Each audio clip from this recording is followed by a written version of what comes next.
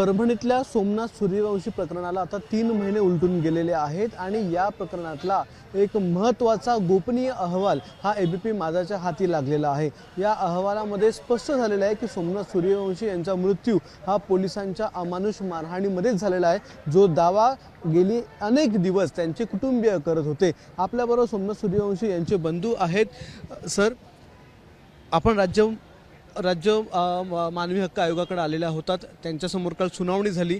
काय नेमकं सुनावणीमुळे झालं आम्हाला सांगा।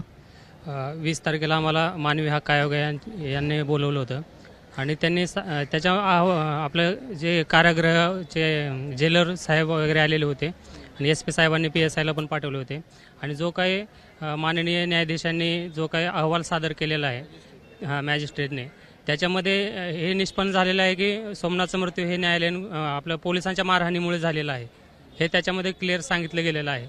आणि जे काही या प्रकरणाशी संबंधित आहेत, जे कोणी कर्मचारी असतील, त्यांना 23 जुलैला नोटीस बजावून ते बोलवलेले आहे।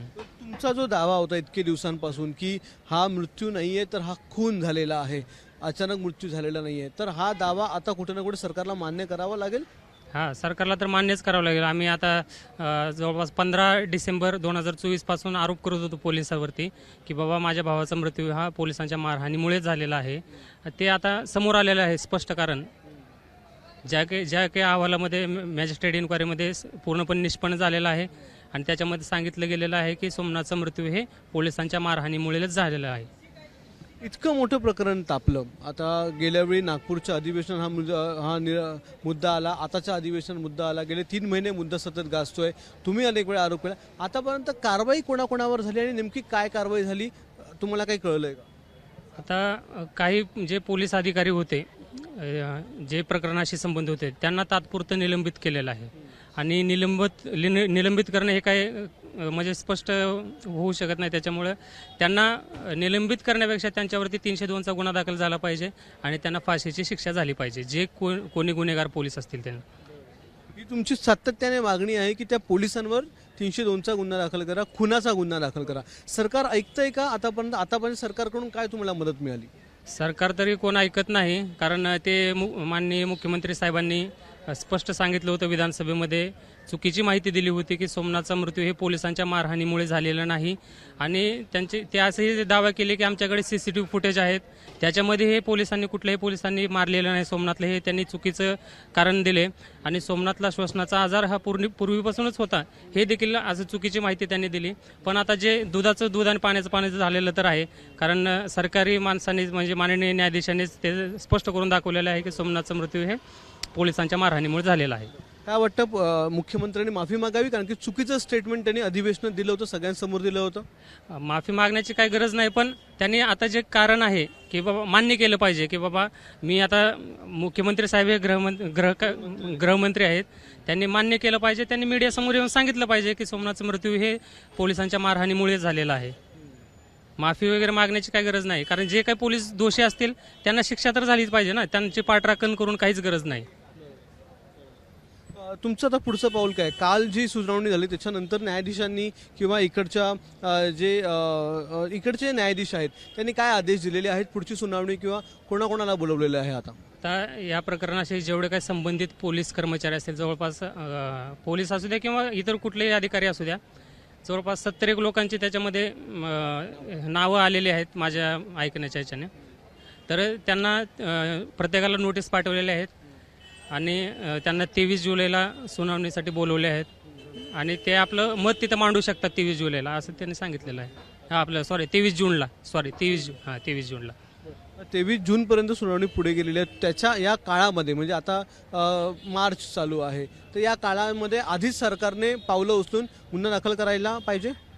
नाही, सरकारने लवकरात लवकर पाऊल उचललं पाहिजे, कारण ऑलरेडी 3-4 महिने उलटून जात आहेत।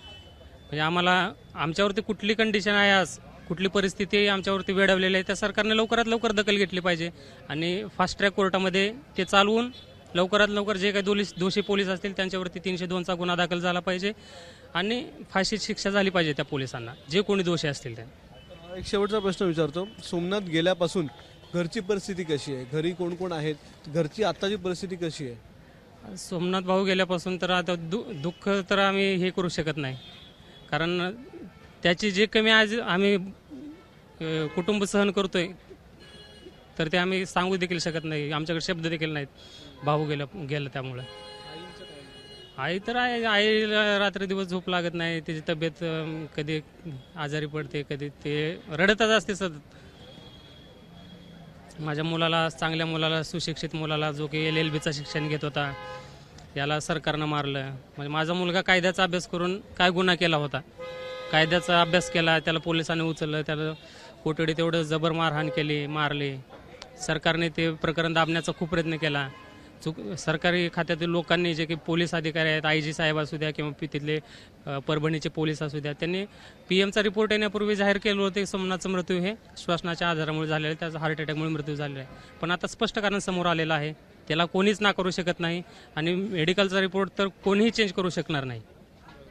कारण आज दुधाचं दूध पाण्याचं पाणी झालेलं आहे, हे स्पष्ट झालेलं आहे. तर आपल्याबरोबर सोमनाथ सूर्यवंशी यांचे बंधू होते. खरं म्हणजे सोमनाथ यांचा कोठडीमध्ये जो मृत्यू झाला त्याला जबाबदार हे तिकडचे पोलीस अधिकारी होते. त्यांनी अमानुष मारहाण केली, त्यामुळे याचा मृत्यू झाला असा आरोप त्यांच्या घरच्यांचा होता, जो आरोप आता सिद्ध झालेला आहे. आणि जो गोपनीय अहवाल न्यायदंडाधिकाऱ्यांनी सादर केलेला आहे राज्य मानवी हक्क आयोगाकडे, त्या अहवालातून देखील आता स्पष्ट झालं. त्यामुळे आता तरी सरकार आपलं स्टेटमेंट मागे घेणार का? मुख्यमंत्री असतील किंवा IG असतील, हे लोक आपलं स्टेटमेंट मागे घेऊन जे दोषी पोलीस अधिकारी आहेत त्यांच्यावर खुनाचा गुन्हा दाखल करणार का? आणि तो किती लवकर करणार? तो गुन्हा दाखल केल्याच्या नंतर किती लवकर फास्ट ट्रॅक कोर्टामध्ये ही संपूर्ण केस चालवणार? याकडे सगळ्यांचं लक्ष आहे. आणि हे जर केलं तरच खऱ्या अर्थाने महाराष्ट्रामध्ये अजूनही न्याय जिवंत आहे असं आपण बोलू शकतो. कॅमेरामन हेमंत कन्नमसह अक्षय भाटकर, ABP माझा, मुंबई. ABP माझा, उघडा डोळे बघा नीट.